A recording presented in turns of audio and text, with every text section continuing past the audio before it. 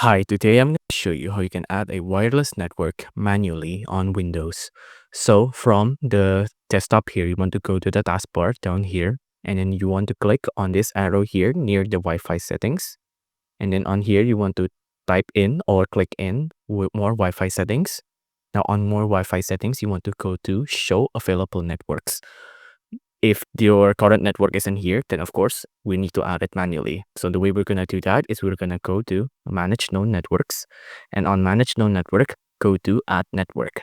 Now on add network, you want to type in your network name. So I'm just going to type in example.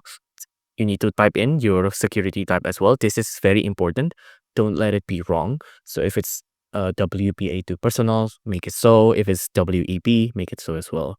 So I'm just going to leave mine as open. But you can see if there's other security, you'll need to add in a trusted server and a trusted certificate thumbprints like that. So it'll be pretty hard to do this, but I'm just going to open, and I'm just going to say connect even if this network is not broadcasting. You can also connect automatically if you like, but I'm just going to save example, and there you go. We have a new Wi-Fi manually added right here in Windows. If you like this video, please consider liking and subscribing.